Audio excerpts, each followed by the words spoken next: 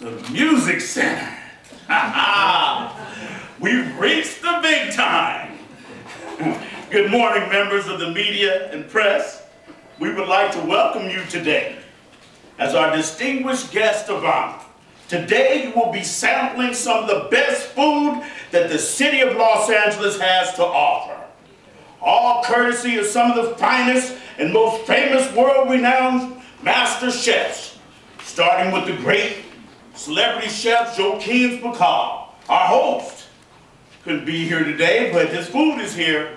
To Hollywood's famous chefs Nancy Silverton, Susan Feniger, and Chef Mary Sue Milliken, just to name a few that are being presented to you today. But I would be remiss if I didn't tell you about some other extraordinary chefs whom I'm sure you've never heard about. And it would be safe to say that there's never been a single paragraph written about any of them in one of those elite food journals.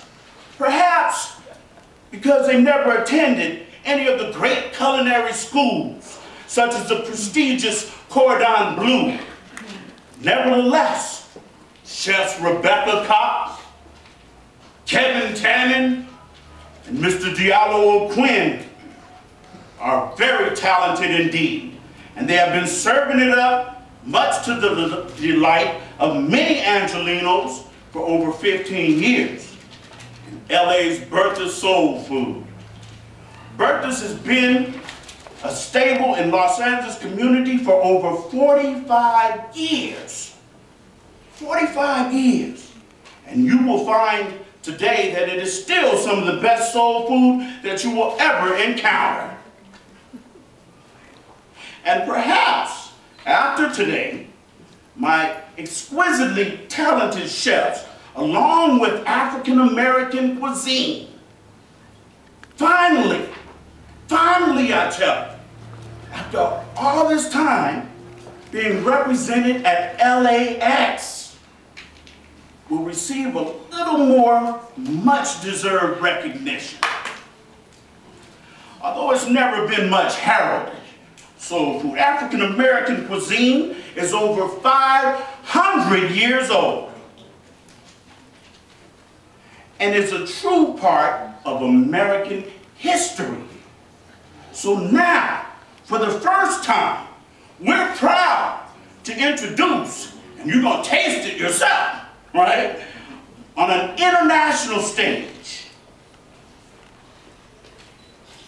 some of the best soul food ever. We're so grateful and thankful this morning to be part of this historic selection. We intend to make the best of this opportunity and show the world, along with the rest of this amazing LA team you see assembled here, what true diversity really looks like and tastes like.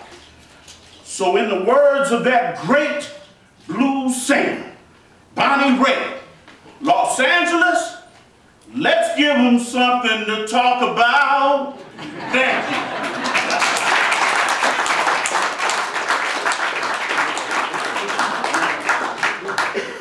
Ladies and gentlemen, in a couple brief moments here, you get a sense for the passion and the heart of the group of people here that are assembled. And, you know, I got to tell you, on behalf of our company, what an honor it is to be able to interact with them on a daily basis and thrive on some of that passion. Food is a very emotional thing, and you can tell when speaking to each one of these individuals, for them, it's very important to them. We believe that that is a part of what will help propel this forward.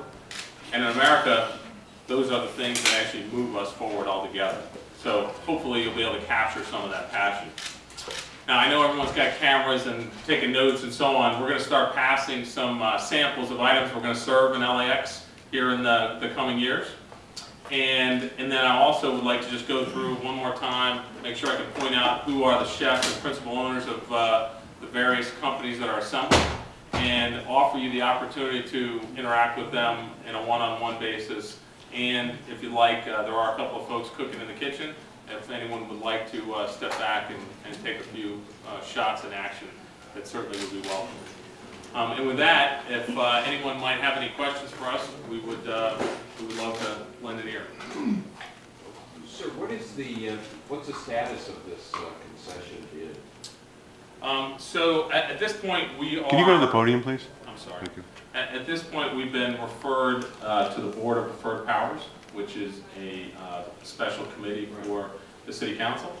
We've had one hearing where where LAWA has presented their selection panel, and that's been certified by the City Attorney and the Chief Administrative Officer for the City. And we're awaiting our next hearing, which should be next Thursday. Are you the front runner? Is that it? There's no front runner. We've already been chosen, sir. Oh, it was chosen for what? So we've been, this was a competition. There were competing companies that assembled groups to answer what LAWA wanted to do, which was to add some of the flavor of Los Angeles to the airport. Our group was chosen by their selection panel, and as a part of a normal city due process, has to then be subsequently approved by the City Council and then the mayor. So how many restaurants will you, how many outlets, how many positions, how many franchises or whatever will you have at the airport? Will there be 3 Panda Expresses, 1? Sure, there's 20 restaurants that are involved, sir, and of them, there's 15 different iconic local restaurateurs that are represented.